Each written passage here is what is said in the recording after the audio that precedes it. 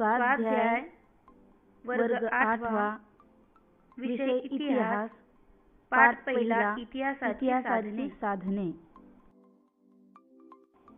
दिलेल्या पर्यायांपैकी योग्य पर्याय निवडून विधाने पुन्हा लिहा। इतिहासाच्या साधनांमधील रिकामी जागा साधने आधुनिक तंत्रज्ञानावर आधारित आहेत। अ.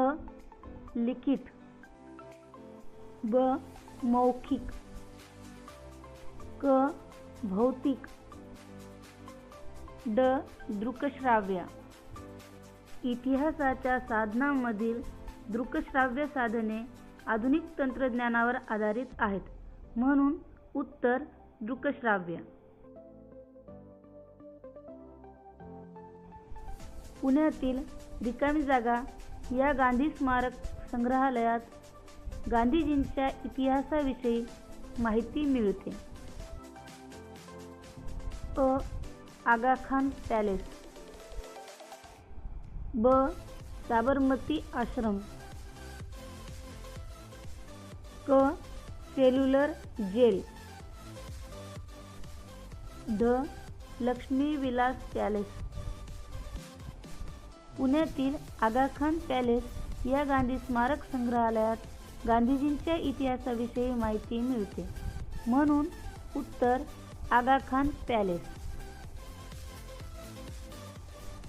20व्या शतकातील आधुनिक तंत्रज्ञानाचा एक आगळा आविष्कार म्हणजे रिकामी जागा होय। अ.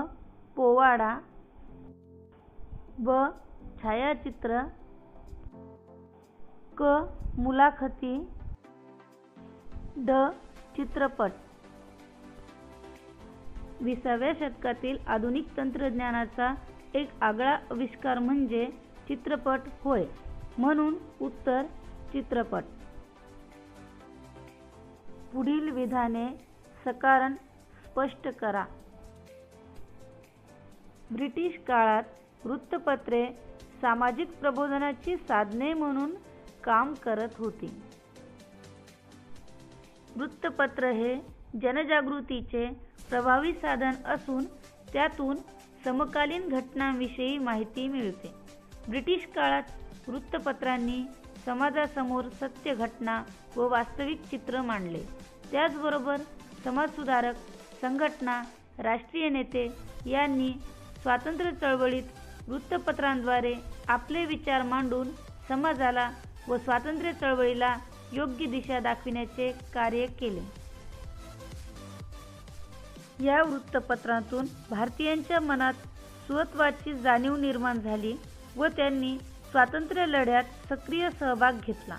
तसेच वृत्तपत्रांच्या माध्यमातून ब्रिटिश सरकारची भारताविषयीची धोरणे, त्यांचे भारतावरील परिणाम याविषयीचा अभ्यास करता येत होता। त्यामुळे ब्रिटिश काळात वृत्तपत्रे सामाजिक प्रबोधनाची साधने म्हणूनही काम करत होती।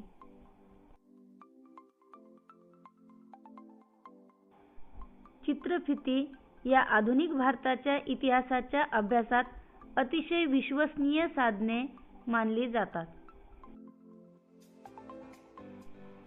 आधुनिक काळात तंत्रज्ञानाच्या विकासामुळे छायाचित्रण, ध्वनिमुद्रण, चित्रपट व चित्रफिती यासारख्या साधनांचाही विकास झाला। 20व्या शतकात चित्रपट तंत्रज्ञानात मोठ्या प्रमाणात प्रगती झाली। भारतीय स्वातंत्र्य लढ्यातील दांडी यात्रा, मिठाचा सत्याग्रह, चले जाव आंदोलन यासारख्या ऐतिहासिक प्रसंगांच्या ध्वनी चित्रफिती उपलब्ध आहेत। अशा चित्रफितीमुळे इतिहासातील घडलेली घटना आपल्याला जशीच्या तशी पाहायला मिळते, म्हणून चित्रफिती या आधुनिक भारताच्या इतिहासाच्या अभ्यासात अतिशय विश्वसनीय साधने मानली जातात। टिपा लिहा। छायाचित्रे आधुनिक भारताच्या इतिहासाच्या दृक स्वरूपाच्या साधनांमध्ये छायाचित्रांचा समावेश होतो। छायाचित्रण कलेचा शोध लागल्यानंतर विविध व्यक्ती, घटना, वस्तू व वास्तू यांच्या छायाचित्रांमधून व्यक्ती तसेच प्रसंग जसे होते किंवा घडले त्याची दृश्य स्वरूपात माहिती मिळते. मध्ययुगीन काळातील चित्रात काढलेल्या व्यक्ती व घटनांच्या चित्रांपेक्षा छायाचित्रे ही अधिक विश्वसनीय मानली जातात. तसेच व्यक्तींच्या छायाचित्रांवरून ती व्यक्ती व तिचा पेहराव याविषयी माहिती मिळते. प्रसंगाच्या छायाचित्रांमधून संबंधित प्रसंग नजरेसमोर उभा राहतो, तर वास्तू किंवा वस्तूच्या छायाचित्रांमधून त्यांचे स्वरूप लक्षात येते.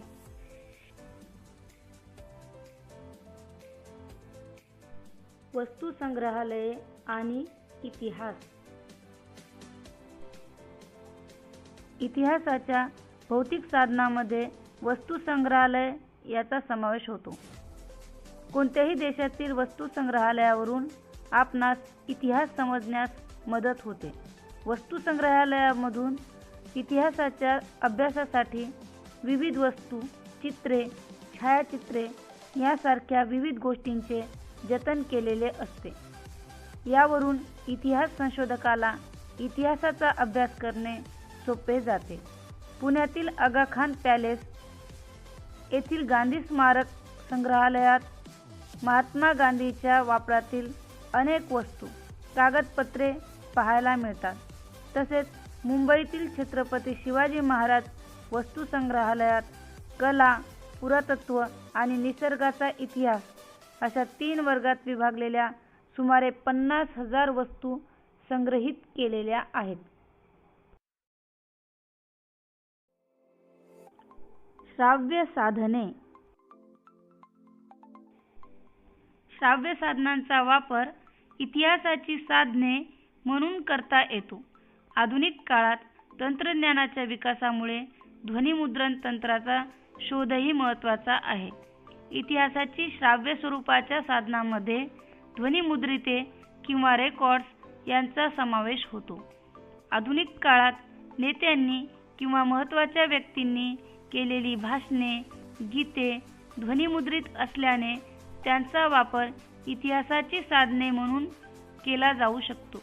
जसे आधुनिक भारताच्या इतिहासात अभ्यासात रवींद्रनाथ टागोरांनी गायलेले जनगण मन हे राष्ट्रगीत किंवा सुभाषचंद्र बोस यांचे भाषण यांचा वापर श्राव्य साधने म्हणून करता येतो.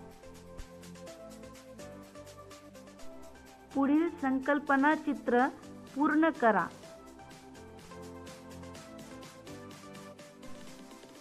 भौतिक साधने.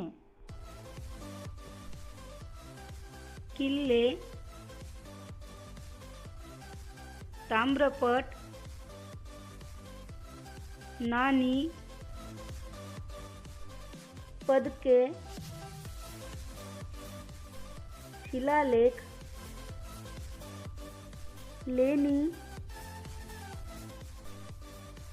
इमारती व वास्तू, पुतळे आणि स्मारके.